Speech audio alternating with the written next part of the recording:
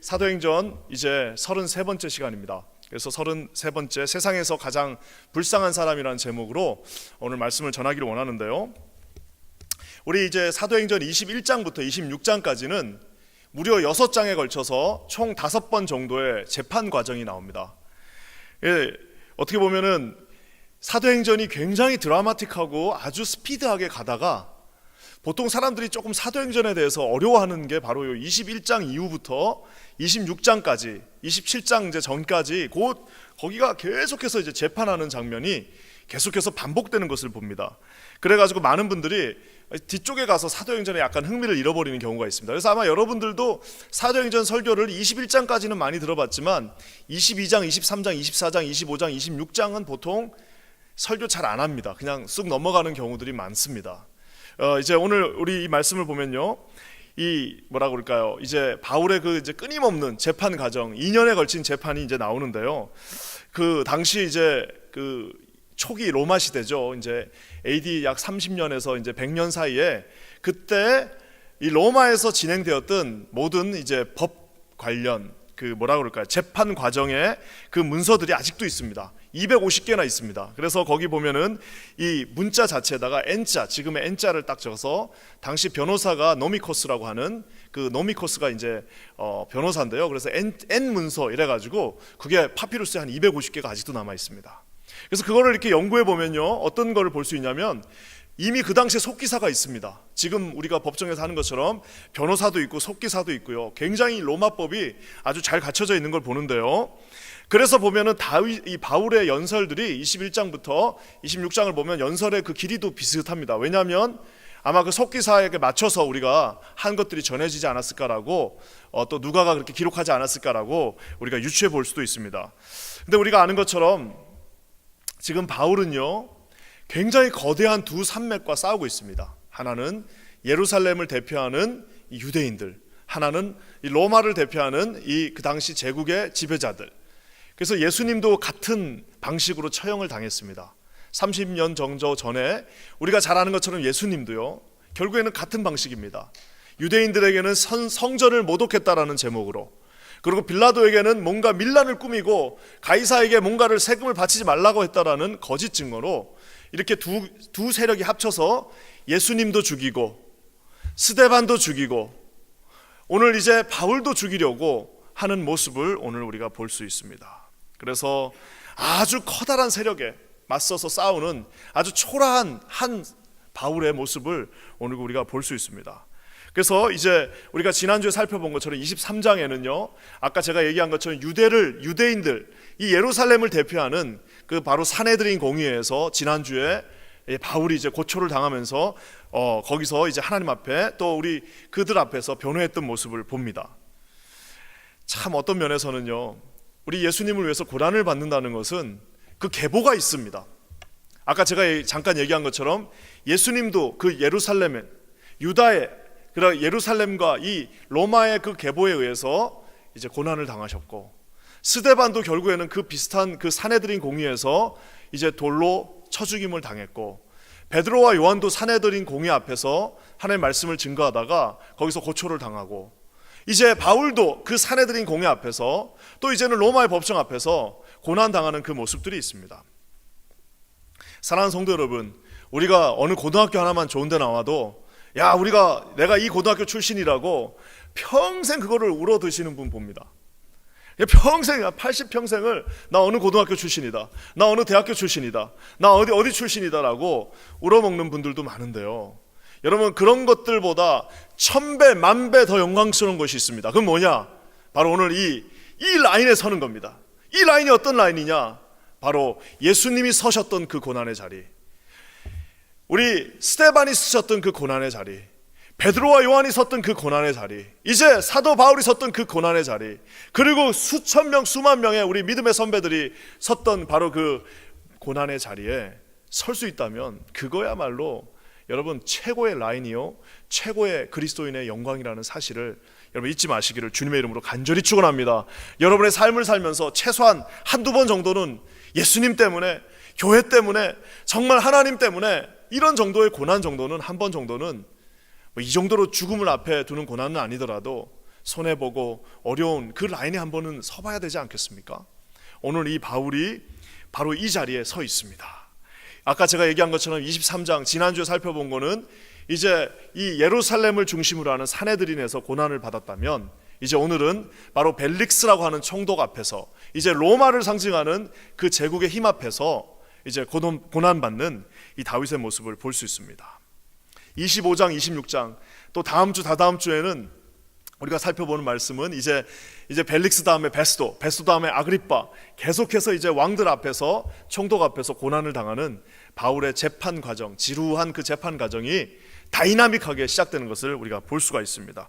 제가 오늘 이제 3주에 걸쳐서, 오늘은 벨릭스, 다음 주는 베스도, 그 다음 주는 아그리빠, 이렇게 3주에 걸쳐서 이 재판 과정을 말씀으로 나누길 원하는데요. 오늘은 세상에서 가장 불쌍한 한 영혼, 정말 가장 비참한 한 사람, 가장 정말 초라하고 정말 인생 자체가 후회인 사람 한 명을 소개하기를 원합니다. 바로 바울을 재판했던 벨릭스입니다. 그 당시 로마의 총독이었던 벨릭스에 대해서 오늘 한번 말씀을 보기를 원합니다. 먼저 이 불쌍한 사람은요, 그냥 불쌍한 게 아니라 모든 것을 가지고 있으면서 불쌍한 사람입니다. 우리가 꿈꾸는 모든 것들을 두 손에 쥐고 있는 불쌍한 사람입니다. 우리 24절 말씀 한번 다 같이 읽어보겠습니다. 시작. 수일 후에 벨릭스가 그 아내 유대 여자 드루실라와 함께 와서 바울을 불러 그리스도 예수 믿는 도를 듣거늘. 여러분, 벨릭스는요, 제가 주석을 한번 찾아보니까 원래 노예 출신입니다. 와, 여러분 한번 상상해 보십시오. 지금도 여러분 진짜 만약 뭐라고 할까요? 가장 밑바닥 인생부터요, 한 나라의 무슨 대사가 되는, 장관까지 가는 그 자리를 가려면 그 사람이 도대체 얼마나 똑똑해야 거기까지 갈 수 있습니까? 지금 이 민주주의 국가에서 더 이상 이제는 귀족이 없어진 이 사회에서도 이 마지막 밑바닥에서요, 위까지 올라가려면 그거는 정말 대단한 정말 실력이 있어야 되고, 또 운도 있어야 되고요, 또 중간중간에 얼마나 술수와 건물을 많이 썼겠습니까? 노예 출신이 총독까지 올라갔습니다. 대단한 사람이죠. 그리고 이제 한 8년에서 지금 한 9년 정도 이 유대 땅을 다스리는데요, 총독으로 얼마나 나쁜 짓을 많이 했는지 그냥 학정과 폭군에다가 자신의 욕망을 채우는 정말 전형적인 그 독재의 모습을 이 벨릭스를 통해서 보고 있습니다. 기록도 남아 있습니다. 근데 여러분, 여기 보면 또 드루실라라고 하는 여자가 나오는데요, 이 드루실라라고 하는 여자의 인생도 보통 여자가 아닙니다. 할아버지가 누구냐? 우리가 마태복음을 읽다 보면은 예수님이 태어날 때 그 아이들을 다, 그 2살 이하의 아이들을 다 죽여버린 그 헤롯 왕이 있습니다. 헤롯 대왕이라고 그러죠. 이 헤롯 대왕이 할아버지입니다. 그러니까 그 피가 벌써 나쁘게 시작하는 피가 있습니다. 또 하나 누구냐? 아버지가 헤롯 아그리빠인데 야고보를 죽이고, 야고보를 목 잘라 죽이고, 그리고 베드로를 옥에 가뒀던 헤롯 아그리빠가 아버지입니다. 여러분, 그러면서 이렇게 내려오는 이 여자인데요, 그 당시에 이미 2번 결혼한 여자인데 20살 조금 안 됐을 거라고 보고 있습니다. 근데 이 3번째 결혼을 어떻게 하느냐? 원래 자기가 결혼하고 있었는데 이 벨릭스 총독이 첫눈에 반해가지고 뭐 마법사를 시켰다나 뭐 이래가지고 어떻게 해가지고, 그게 다 기록이 있습니다. 그래가지고 마법사를 시켜가지고 이혼하게 만들고, 이제 자기가 자기 딸 정도 되는 나이에 그 드루실라와 이제 3번째 결혼, 벨릭스에게는 3번째 결혼이고 드루실라에게도 3번째 결혼을 하게 되는, 정말 욕망과 욕망이 만나는, 육신의 정욕과 정말 이생의 자랑이 만나는 그 결합체가 바로 이 벨릭스와 드루실라라고 볼 수 있습니다. 뭐 가정이야 그랬든 간에 우리가 만약 결과만 놓고 보면 벨릭스만큼 성공한 사람도 없습니다. 이 세상 사람들이 갖고 싶어하는 모든 것을 다 이루었습니다. 노예에서 시작해가지고 완전 자수성가해가지고요, 정말 그 자기가 올라갈 수 있는 최고의 자리까지 올라갔습니다. 권력을 가지고 있죠. 또 하나는 뭡니까?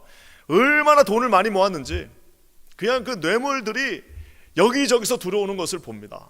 그러니까 나중에 우리가 24장, 지금 우리가 읽은 이 본문의 상반부를 읽어보면은 그 이제 변호사가 와가지고요, 얼마나 아양을 떨면서 아부를 하는 모습을 볼 수가, 그게 정말 좀 너무 지나칠 정도로 하는 모습을 보는데 그게 다 돈하고 연결되어 있습니다.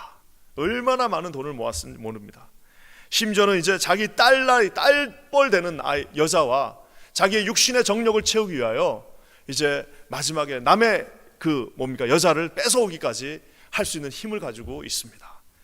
여러분, 그러니까 이게 뭐예요? 한 남자가 태어나서, 정말 세상에 있는 한 남자가 태어나서 자기가 가질 수 있는 모든 것을 다 자기의 힘으로, 자기의 두 손으로, 이건 누구한테 물려받은 게 아닙니다. 부모에게 물려받은 게 아니라 자기 두 손으로 다 이룬 사람이 바로 벨릭스입니다. 그냥 아버지가 준 거 받았으면 덜 대단할 텐데, 그냥 원래부터 귀족이었으면 뭐 그저 그러느니 했는데, 아까 제가 얘기한 것처럼 그 밑바닥에서 시작해가지고 그 끝까지 올라가는 데는 엄청난 스토리들이 그의 삶에 있었을 것입니다. 다 가지고 있습니다. 모든 것을 다 이루었습니다. 모두가 다 부러워하고 있습니다. 모두가 자기가 원하는 모든 것을 다 자기 두 손에 쥘 수 있습니다. 로마에 떨어져서 로마 황제 밑에는 자기입니다. 근데 뭐가 하나 없는 겁니까? 제가 오늘 타이틀을 세상에서 가장 불쌍한 사람이라고 왜 이 사람을 지칭했을까요? 그 이유는 단 한 가지입니다. 다 갖고 있지만 정작 제일 중요한 거를 그 두 손에 가지고 있지 않기 때문입니다. 사랑하는 성도 여러분, 우리 중에 이런 사람들이 얼마나 많습니까? 얼마나 많은 것들을 갖고 있는데, 다 가지고 있는데 정작 제일 중요한 것들을 가지고 있지 않습니다. 모든 것이 다 자기 손에 있다고 생각하는데 정작 자기의 영혼을 책임질 예수 그리스도가 그에게 없는 사람들이 우리 주변에, 우리 가까이, 우리 가족 중에 얼마나 많이 있습니까? 사랑하는 성도 여러분, 저는 기도하기는 저와 여러분들이요, 혹시 주변에 그런 사람이 있으면, 아무리 그 사람이 높고 아무리 그 사람이 많은 것을 갖고 있다 하더라도 여러분 초라해지지 마시고 지금 이 순간이야말로 당신 예수를 믿으라라고 여러분 전도하실 수 있는 저와 여러분 되시기를 우리 주님의 이름으로 간절히 축원합니다. 벨릭스가 이 모든 것을 가지고 있었는데요, 참 재밌는 거는 우리 24절 말씀에 보면요, 한번 듣고 그냥 넘어갈 일이에요. 바울의 그 재판 과정에서 그냥 그 유대인 이제들이 와가지고 하는 그 소리를 듣고 그래 나중에 판결합시다 하고 넘어가고 그냥 그걸로 끝내버리면 되는데, 말씀이 뭐라고 나왔냐면 수일 후에, 며칠 후에 벨릭스가 다시 이 바울을 부릅니다. 여러분, 이거는 대단한 일입니다. 벨릭스 같이 높은 사람이 심심해서 불렀을까요? 그저 그냥 한가한데, 너무너무 그냥 한가한데 할 일 없어갖고 그 사람은 바울을, 그 초라한 죄수를 불렀을까요? 그렇지 않습니다. 제가 볼 때는 뭔가 마음의 동요가 일어났어요. 바울이 일어나가지고 정말 꼿꼿하게 그 유대인들 그 변호사 앞에서 자기의 말을 하는 모습을 보면서 이 벨릭스가 뭔가를 느꼈어요. 말로 설명할 수는 없지만 한 번도 느껴보지 못한 뭔가를 느꼈어요. 원래 저렇게 여러분 그 야망이 있고 대단한 사람들도요, 다 보는 눈들이 있습니다. 악인이라 할지라도요, 딱 보는 눈이 있습니다. 자기가 보고 뭔가 이 사람은 지금까지 자기가 봤던 그 모든 그 자기 앞에 굽신굽신거리고 자기한테 언제든지 돈 달라고 그러면 뇌물을 갖다 바치고 자기한테 아무것도 할 수 없는 지금까지 봤던 다른 철학자들하고는 뭔가 다른 것이 있구나라는 것을 이 마음에 느꼈습니다. 그러니까 이제 바울에게 어떻게 하는 거예요? 와서 한번 네가 알고 있는 거를, 아까 그날 얘기했던 그 뭔가를 나한테 한번 얘기해 보라라고 이 벨릭스가 자기 와이프 드루실라와 이제 그 자리를 마련한 겁니다.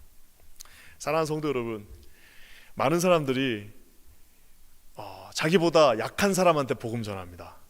자기보다 가난한 사람한테 복음 전하고요, 선교를 가도 꼭 좀 못 사는 나라에 가는 것을 좋아합니다.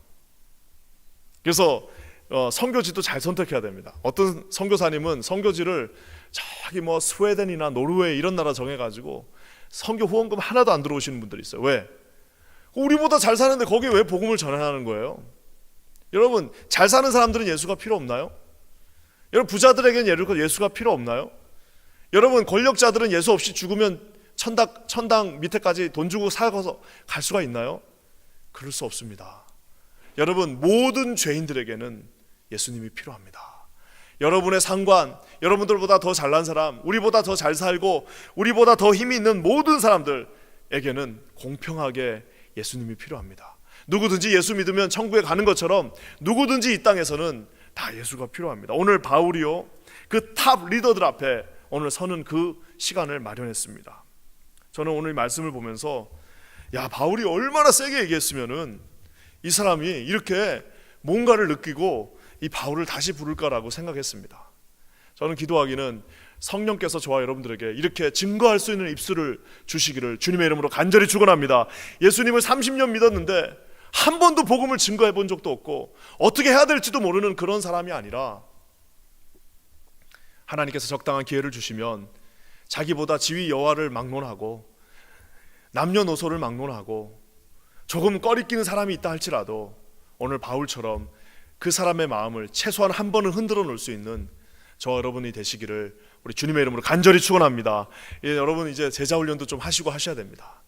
절대 그냥 아무 생각 없이 가만히 있으면요 수십 년을 교회 다녀도 전도하기 쉽지 않습니다. 우리 반드시 배워서 하나님 앞에 철저하게 전도하실 수 있는 저와 여러분 되시기를 주님의 이름으로 간절히 축원합니다. 근데 오늘 이 불쌍한 사람은요 이 기회를 잡았어요. 이제 세상의 바울 앞에서 1대1로, 그것도 세상에서 가장 설교 잘하는 사람, 세상에서 가장 하나님의 말씀을 잘 아는 사람, 세상에서 하나님을 직접 본 3천층까지 올라가서 예수 그리스도 하나님을 직접 본 사람, 성경 신학 성경의 3분의 2, 거의 2조 3분의 1을 쓴 사람, 그 바울을 바로 자기 눈앞에서 만났습니다. 그런데 여러분 바울이 이제 그에게 말하고 이러는 과정 속에서 이 사람의 미래가 어떻게 될까요? 안타깝지만 오늘 제 설교 제목처럼 가장 불쌍한 사람이 됩니다. 우리 25절 말씀 한번, 참 안타깝습니다. 한번 25절 다 같이 한번 읽겠습니다. 시작. 바울이 의와 절제와 장차 오는 심판을 강론하니 벨릭스가 두려워하여 대답하되 지금은 가라. 내가 틈이 있으면 너를 부르리라. 참 우리 바울도 대단합니다. 지금 이제 바울은 그 당시로는 정말 진짜 나이가 많은 노인입니다. 두 손이 묶여 있습니다. 이미 여기저기 얻어맞아가지고 얼굴도 지금 부어 있고 건강 상태도 좋지 않습니다. 지금 이제 두 손이 묶여 있는데요. 딱 이제 불렀어요. 총독이 불러서 자기의 생명을 이렇게 살릴 수도 있고 죽일 수도 있는 총독이 불렀어요. 그래서 당신이 한번 믿고 있는 거를 나한테 한번 얘기해 보셔. 이러면은 좀 주눅이 들어가지고 좀 좋은 얘기, 우리로 치면 좀 축복받는 얘기, 좀 우리로 치면 성경에 얼마나 좋은 얘기들이 많습니까? 얼마나 축복해주는 말이 많습니까? 얼마나 정말 기분을 좋게 만들어주는 구절이 많습니까? 얼마나 힘이 되는 구절이 많습니까? 그런 거 좀 하나 딱 집어내가지고 설교해주면서 당신도 축복합니다 하면은 서로 기분이 좋잖아요. 자기도 좋고 듣는 사람도 좋고 할 텐데 오늘 바울은 이 사람한테 뭘 설교합니까? 저기 세 가지로 나오는데요. 의와 절제와 그냥 심판이 아닙니다. 장차 오는 심판을 강론했다라고 얘기합니다. 이 세 가지는요 신학적으로 굉장히 중요합니다. 사실은 이게 성화의 단계일 수도 있습니다. 그래서 의, 처음에 예수를 믿는 그 성화되어지는 의의 단계, 그 다음에 절제, 이제 생활 속에서 예수님 닮아가는 그 절제 단계, 그리고 마지막에는 이제 주님이 다시 오시는 그 글로리피케이션 하는 그 단계까지도 이제 이렇게 세 가지로 그렇게 볼 수도 있는데요. 중요한 거는 이 세 가지가 지금 여러분이 벨릭스의 마음을 너무나도 괴롭게 하는 말씀들입니다. 벨릭스는 의가 없어요. 다 돈 받고 뇌물 받고 지금까지 다 자기 멋대로 권모와 술수와 수단과 방법을 가리지 않고 여기까지 온 사람입니다. 그에게 righteousness는 고사하고 의 비슷한 것도 하나 없습니다. 지금 의에 대해서 바울이 설교하고 있습니다. 그냥 했겠습니까? 여러분 로마서 1장 2장 한번 읽어보십시오. 로마서 1장 1장 읽으면 죄를 짓지 않았다고 생각하는 사람도 겁이 나는데 사도 바울이 그냥 얘기했겠습니까? 갑자기 일어나가지고 아마 엄청나게 핏대를 세우면서 하나님의 그 의에 대해서, 공의에 대해서 설교할 때 아마 벨릭스가 움찔했을 겁니다. 그뿐인가요? 이때는 절제에 대해서 얘기합니다. 절제에 대해서 얘기하면서 지금 벨릭스는요 자기 와이프였던 드루실라와 같이 앉아있는 것 자체가 절제가 되지 않는 거예요. 두 사람이 같이 앉아있는 것 자체가 지금 절제의 선을 넘어버린 부도덕한 사람입니다. 그 앞에서 절제에 대해서 얘기하고 있습니다. 얼마나 둘이 불편했겠습니까? 듣고 있는데 얼마나 얼굴이 화끈화끈 거렸겠습니까? 마지막에는 뭐에 대해서 말합니까? 장차 다가올 심판. 당신도 언젠가는 죽게 될 텐데, 당신도 언젠가는 당신의 삶이 끝날 텐데, 이 모든 부귀와 영화가 있다 할지라도 당신의 삶이 끝나는데 그 삶을 준비할 수 있느냐라고 아마 닥달을 하면서 밀어붙였을 겁니다. 한 4시간 시간을 만약 한 40분을 줬다 그러면 아마 그 설교가 다 끝났을 때는 벨릭스의 마음 가운데 이제 막 요동치기 시작합니다. 이걸 어떻게 해야 되나? 이 사람이 마치 내 삶을 다 알고 있는 것처럼, 나의 부족함을 다 알고 있는 것처럼 다 까발리면서 하는 그 이야기를 듣는 순간에 벨릭스의 마음이 두려워지기 시작한다고 말하고 있습니다. 사랑하는 성도 여러분, 제가 목회자가 된다고 처음에 이제 다짐하고 목사 안수를 받는 순간에 하나님 앞에 기도했던 내용이 있습니다. 그건 뭐냐면은 주님, 저번에도 한번 말씀드렸지만 주님, 목사가 되고 나서 제발 이 메시지를 내가 전해야 되는 그 하나님의 말씀을 앉아있는 사람들한테 맞추지 않게 도와주십시오. 하나님, 제가 목사가 되어서 하나님 앞에 설교할 때에 하나님 아버지 하나님의 말씀을 가감없이 앞에 누가 앉아있다 할지라도, 아무리 내 삶을 좌지우지할 수 있는 사람이 있다 할지라도 있는 그대로 하나님 앞에 가감하지 않고, 하나님이 지옥에 대해서 말씀하셨으면 지옥에 대해서, 하나님이 천국에 대해서 말씀하셨으면 천국에 대해서, 하나님이 심판에 대해서 말씀하셨으면 심판에 대해서, 하나님이 헌신에 대해서 말씀하셨으면 헌신에 대해서, 하나님이 십자가를 대해서 말씀하셨으면 십자가를 그냥 있는 그대로 하나님 앞에 부끄럽지 않게 전하게 해주십시오라고 그렇게 기도했는데도요, 여러분 정말 to be honest 쉽지가 않습니다. 앉아있는 사람들 눈에 어른어른거려요. 내가 이렇게 설교하면 상처받지 않을까, 내가 이렇게 설교하면 또 저분 또 너무 또 주눅들지 않을까, 내가 이렇게 설교하면은 저 사람 저 쓰러지는 거 아닌가. 사랑하는 성도 여러분, 만약에 제가 그렇게 되면 저는 정말 우리 교회에 있어서는 안 됩니다. 여러분, 그런 목회자들을 여러분 용납하셔도 안 됩니다. 여러분, 그것처럼 하나님의 메시지는 오늘 이 바울의 모습처럼 어떻게 해요? 가감없이 앞에 왕이 있든 총독이 있든 자기의 목숨을 움직일 수 있는 사람이 있다 할지라도 그대로 증거되어진다 함을 여러분 믿으시는 저와 여러분 되시기를 우리 주님의 이름으로 간절히 축원합니다. 사랑하는 성도 여러분, 그래서요, 그냥 좋은 말만 하는 설교가 좋은 거 아닙니다. 그저 여러분 축복받습니다 하는 설교가 그거 좋은 거 아닙니다. 그저 좀 쓴소리도 듣고 좀 못하면 혼도 나고 하는 그 설교가 여러분 진정한 하나님의 말씀이라는 사실을 여러분 기억하시기를 주님의 이름으로 간절히 축원합니다. 오늘 이 벨릭스에게 바로 이 정말 날 것 같은 설교, 하나님의 그 날 것 같은 검이 서 있는 그 말씀이 지금 떨어졌습니다. 그러니까 여러분 말씀에 뭐라고 나와 있습니까? 강론하니, 장차 오는 심판을 강론하니 벨릭스가 두려워했다라고 얘기하고 있습니다. 영혼이 막 떨리는 거예요. 어떻게 할 바를 모르는 겁니다. 벨릭스 최고의 순간이 다가왔습니다. 하나님의 사람, 하나님의 신실한 종, 하나님의 최고의 설교자인 바울 앞에서 회심할 수 있는 순간이 다가왔습니다. 절대자를 만날 수 있는 순간이 다가왔습니다. 지난날의 그 더러웠던 모든 삶을 다 청산하고 지금까지 있었던 그 손에 묻힌 모든 피들과 손에 묻혔던 모든 죄악들과 모든 탐욕과 모든 육신의 정욕들을 다 십자가에 못 박고 이제 하나님 앞에 회개하고 돌아설 수 있는 절호의 찬스가 그 앞에 있습니다. 근데 여러분 진짜 가장 안타깝게도 오늘 벨릭스가 신구약 성경 통틀어서 가장 어리석고 불쌍한 대답을 합니다. 그것은 바로 뭐냐? 후반부에 뭐라고 나와 있습니까? 시방은, 원래 옛날 성경은 시방은 가라입니다. 근데 지금 뭐라고 나왔어요? 지금은 가라. 내가 틈이 있으면 너를 부르리라. 지금은 가라. 내가 틈이 있으면 너를 부르리라고 말하고 있습니다. 하나님 앞에 가장 그 좋은 절호의 찬스가, 그 찬스들이 이제 지금은 가라.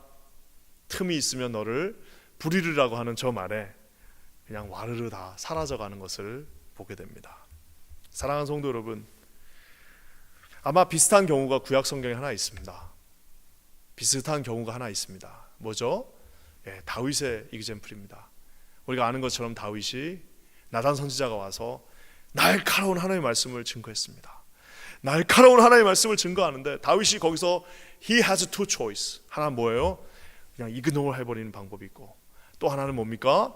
하나님 앞에 회개하고 돌아오는 방법이 있는데, 오늘 바울 앞에 서 있는 이 벨릭스는요, 안타깝게도 지금은 가라, 내가 나중에 다시 너를 부르리라고 말하는 그 모습을 보게 됩니다. 사랑하는 성도 여러분, 겨우 그가 원했던 그 권력이, 그 돈이 얼마나 더 갔습니까? 2년을 더 채우지 못했습니다. 2년을 채우지 못하고 다시 로마로 경질돼서 돌아가는 것을 우리가 나중에 보게 됩니다. 사랑하는 성도 여러분, 오늘 저와 여러분들에게 하나님은 기회를 주십니다. 사랑하는 성도 여러분, 오늘 저와 여러분들에게 하나님은 기회를 주시고 계십니다. 그리고 여러분, 저와 여러분들이 이 자리에 앉을 수 있는 이유는 우리가 그 기회를 잡았기 때문입니다. 저는 기도하기는 저와 여러분들 가운데서 시방은 가라, 옛날 성경이 진짜 웃겨요. 시방은 가라, 지금은 가라, 내가 틈이 있으면 너를 부르리라. 여러분, 그 틈은 돌아오지 않을 확률이 더 높습니다. 사랑하는 성도 여러분, 우리에게 그 틈이 없을 가능성이 더 높습니다. 하나님 앞에 부끄럽지 않는 인생이 되시기를 우리 주님의 이름으로 간절히 축원합니다. 하나님이 주신 그 기회들을 여러분 반드시 주님이 그 마음에 기회를 주시면요, 그 기회를 움켜잡으셔야 돼요. 그냥 잡는 게 아니라 이렇게 하나님 꽉 해서 그 기회를 움켜잡으시는 저와 여러분 되시기를 주님의 이름으로 간절히 축원합니다. 여러분, 섬김도요, 왕성하게 섬길 수 있는 때가 있습니다. 하나님 앞에 봉사도요, 왕성하게 할 때가 있습니다. 하나님 앞에 물질 드리는 것도요, 줄 수 있을 때가 있습니다. 하나님 앞에 나와가지고 뭐 일하는 것도요, 다 할 때가 있습니다. 근데 여러분, 그때를 어떻게 해요? 지금은 가십시오, 나중에 내가 하겠습니다. 여러분, 그날은 오지 않는다는 사실을 기억하시기는 저와 여러분 되시기를 우리 주님의 이름으로 간절히 축원합니다. 주신 그 찬스가 여러분의 삶에 모든 것을 줄 수 있는, 투자할 수 있는 그런 시간이 되시기를 우리 주님의 이름으로 간절히 축원합니다. 여러분, 그러면서요, 이 벨릭스가 기회를 놓쳐버렸습니다. 결국에는 지금은 가라라고 하면서 그 기회를 놓쳐버렸는데, 기회를 놓쳐버린 가장 큰 이유가 뭘까요? 벨릭스가 이제 계산하기 시작합니다. 저 얘기를 듣고 나에게는 투 초이스가 있다. 지금까지 오던 길을 내려놓고 지금 저 사람의 말을 듣는 방법이 있고, 하나는 뭐예요? 다시 돌아가는 건데요, 그를 결정적인 순간에 꽉 발목을 잡는 사건이 그 다음 절에 나옵니다. 우리 26절 말씀 한번 다 같이 한번 읽어보겠습니다. 한번 다 같이 읽어볼게요. 시작. 동시에 또 바울에게서 돈을 받을까 바라는 고로 더 자주 불러 같이 이야기하더라. 저는 저 이야기를 듣고요, 저 말씀을 들으면서 야, 어떻게 바울 앞에서 그 이야기를 듣고, 두 가지가 놀라운데요, 하나는 어떻게 바울의 설교를 듣고 거기서 뒤돌아설 수 있을까라는 게 하나 놀랐고요, 또 한 가지 놀라운 거는, 아니 그만큼 돈이 있으면 됐지, 그 앞에 서 있는 그 정말 그 두 손이 묶여 있는 초라한 그 노인에게 있는 그 돈 조금 더 또 원하고 있는 그 벨릭스의 모습을 보면서 실소를 금할 수가 없습니다. 사랑하는 성도 여러분, 이것이 바로 이 물질의 속성입니다. 물질이 만족을 주는 시점이 있을까요? 이 정도 하면 됐다라고 우리가 예수 안에 있지 않는 한 그날은 오지 않습니다. 아유, 내가 이제 어느 정도 되고 난 다음에 내가 그때부터 뭘 하겠다? 사랑하는 성도 여러분, 그날은 오지 않습니다. 그날이 안 올 수도 있고 여러분이 그날을 못 볼 수도 있습니다. 오늘 이 불쌍한 영혼은 세상에서 가장 역사상 최고의 설교자요, 세상에서 가장 역사상 최고의 선교사요, 세계 최고의 정말 성경 직강을 해줄 수 있는 이 하나님의 말씀을 증거하는 대리인 앞에서 돈 몇 푼 얻기 위해서 머뭇머뭇거리다가 그 찬스를 발로 차버리는 정말 가장 비참한 모습을 보게 됩니다. 사랑하는 성도 여러분, 그는 분명히 떨림이 있었습니다. 그 영혼이 한번 움직였어요. 그때 주님 앞에 돌아올 수도 있었지만, 오늘 이 말씀을 통해서 참 불쌍한 영혼이 결국 돈 몇 푼, 푼돈 얼마에 자기 영혼을 다시 지옥으로, 자기 영혼을 다시 그 세이탄의 그 길로, 자기 영혼을 다시 영원한 영생이 있지 않는 영원한 하나님의 저주 안으로 가게 되는 어리석은 모습, 불쌍한 모습을 보게 됩니다. 사랑하는 성도 여러분, 저는 이 말씀을 이제 묵상하면서 그런 생각을 한번 해봤습니다. 우리는 아마 우리가 권력을 갖게 되고 돈을 많이 물질을 갖게 되고 또 아름다운 여자를 얻고 가정을 꾸리고 이러면은 그거를 성공이라 축복이라고 이야기할 겁니다. 그렇죠? 그건 성공이고 축복입니다. 근데 여러분 정말 긴 시간적 환경 속에서 본다면 이 벨릭스가 갖고 있는 모든 축복은 벨릭스가 가장 후회하는 것이 되었을 것입니다. 벨릭스가 두 눈을 감는 그 순간, 벨릭스의 호흡이 멈추는 그 after 1 second, 숨이 멈추고 나서 그 1초 후에 가장 후회하는 것은 자기가 갖고 있었던 것 때문에 그 좋은 찬스를 놓친 것이 될 것입니다. 만약 여러분 이 벨릭스가 조금 차라리 잘못해가지고 바울과 같이 감옥에 있었더라면, 차라리 벨릭스가 건강이 허락하지 않아서 지금 그런 것들을 할 수 없고 정말 투병하면서 바울을 만났더라면, 만약에 벨릭스가 어디서 큰 실수를 해갖고 진짜 크게 실패한 다음에 바울을 만났더라면 그분 예수 믿지 않았겠습니까? 하지만 안타깝게도 그가 가지고 있었던 모든 것들이 거침돌이 돼서 예수님을 만날 수 없게 되는 것을 보게 됩니다. 저는 기도하기는 사랑하는 성도 여러분, 저희들이 어떤 과정을 통해서 예수를 만났을지는 모르겠지만 저와 여러분들 안에 오늘 주님이 주시는 깊은 울림이 있으시기를 우리 주님의 이름으로 간절히 축원합니다. 다음은 없습니다. 그리고 여러분 가장 행복한 것은 예수 안에 있다는 사실을 여러분 기억하시기를 우리 주님의 이름으로 간절히 축원합니다. 오늘 이 말씀을 마무리하면서요, 제가 이렇게 보면서 진짜 바울에게 있어서 이 벨릭스만 지금 힘든 게 아닙니다. 바울도 지금 힘들어요. 왜 힘드냐? 27절 말씀을 한번 읽어볼까요? 바울이요 무려 이태가 지난 후라고 27절이 시작됩니다. 이태가 지난 후 보르기오 베스도가 벨릭스의 소임을 이어받으니, 이제 벨릭스 베스도라고 하는 사람이 이제 다음 이제 총독으로 오는데요, 벨릭스가 유대인의 마음을 얻고자 바울을 구류하여 두더라. 그 말은 뭐냐? 이제 죄가 없으면 풀어줘야 되는데 유대인들한테 또 돈 먹은 게 있거든요. 유대인들한테 또 뇌물을 먹은 게 있으니까 어떻게 되는 거예요? 풀어주지를 못하고 그냥 그대로 구류하고 있는 모습을 보게 됩니다. 바울은 지금 저기서 말하는 이태라는 것은 이틀이 아닙니다. 2달이 아닙니다. 2년입니다. 2년의 그 긴 시간을 이제 감옥에서 아무것도 하지 못한 채 있는 바울의 모습을 오늘 보게 됩니다. 우리가 이 말씀을 이렇게 읽으면서 이렇게 여러분 질문할 수 있습니다. 아마 바울은 그렇게 질문했을 거예요. 내가 지금 여기서 뭐 하고 있나? 내가 지금 이 시간 동안 내가 지금 할 일이 너무나도 많은데 이 감옥에서 뭘 하고 있나라고 아마 생각을 했을 겁니다. 아마 한 번쯤은 내가 지금 낭비하고 있는 거 아닌가? 내 시간을 낭비하고 있는 거 아닌가라고 바울 입장에서 고민했을 수도 있습니다. 여러분 이거 낭비가 아닙니다. 왜 낭비가 아닌가요? 아까 제가 초두에 말한 것처럼 사도행전 28장 중에 무려 6장이 이 2년에 있었던 이야기를 쓰고 있습니다. 21장부터 26장까지 6장, 성경 사도행전 전체 막 거의 5분의 1 분량이 요 2년 동안 있었던 그 재판 과정에 대해서 지금 5년 그 사도행전의 전체 그 5분의 1이 할애하고 있습니다. 여러분 이게 별 쓸데없으면 그렇게 했겠습니까? 그렇지 않습니다. 이 부분은 아주 중요합니다. 왜? 처음 바울이 하나님 앞에 부름을 받았을 때 기억나시나요? 사도행전 9장에 처음 하나님 앞에 부름을 받았을 때 사도 바울의 용도가 뭐예요?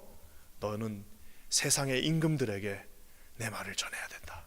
너는 세상의 그 권력자들과 임금들 앞에서도 내 말씀을 전해야 된다는데, 지금 바울은요 이 5번에 걸친 이 재판을 통하여서 이제 로마를 향해서 가는 그 발걸음을 쌓고 있었다는 사실입니다.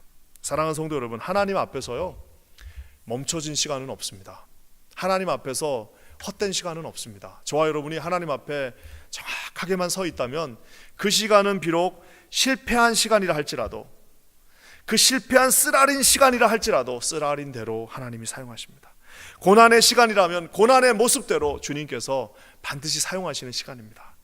그것이 만약에 정지에 있는 멈춰버린 시간이라 할지라도 그 멈춰진 그대로 주님이 저와 여러분 사용하실 것입니다. 저는 기도하기는 오늘 말씀을 맺으면서 저와 여러분들이 이제 이 정말 세상에 이런 말도 안 되는 바이러스 때문에 전 세계가 다 멈춰버린 이 시점에 집에 하염없이 계신 분들도 많으실 겁니다. 여러분, 이 시간은 절대로 그냥 의미 없는 시간이 아닙니다. 우리 가운데는 벨릭스와 같은 정말 수없이 많은 그 벨릭스들이 그전에는 보이지 않았을 겁니다. 하지만 여러분, 오늘 눈을 감고 기도할 때 하나님이 우리 옆에 있는 가장 불쌍한 벨릭스들을 보여주실 겁니다. 여러분, 그 사람들이 아무리 강팍하고 아무리 지위가 높고 아무리 그렇지 않을다 할지라도 오늘 여러분, 시방은 가라 이렇게 말하지 마시고 주님이 주신 마음으로 그 시간들을 하나님 앞에 사용하시는 저와 여러분 되시기를 주님의 이름으로 간절히 축원합니다. 주께서 나중에 우리를 반드시 아름답게 사용하실 겁니다. 주님이 주시는 소망 가운데로 나가게 할 것입니다. 우리 주변에 있는 모든 벨릭스들이 우리 주께 돌아오는 역사가 있을 것입니다. 우리 개인지 아닌 교회가 다시 오픈하는 그날에는 우리 보통 이렇게 어렵게 시간을 보내면 성도들이 오히려 다 흩어지고 그러는데 오히려 수없이 많은 벨릭스들을 손잡고 주님의 전으로 나오실 수 있는 저와 여러분 되시기를 우리 주님의 이름으로 간절히 축원합니다. 기도하겠습니다. 하나님 감사합니다. 오늘 우리에게 말씀하신 대로 하나님 수없이 많은 벨릭스들 아버지 하나님 우리 가운데 보여주시옵소서. 아버지, 그 벨릭스가 모든 것을 갖고 있었으나 아버지 하나님 그 얼마 되지 않는 그것을 욕심으로 인하여서 하나님을 놓쳐버린 사실을 우리가 보았습니다. 아버지, 우리에게 믿음의 마음을 주셔서 두려움 가운데 주께로 돌아오는 역사 있게 하여 주시옵소서. 우리 그렇게 하실 주님을 찬양합니다. 예수님의 이름으로 간절히 기도합니다. 아멘.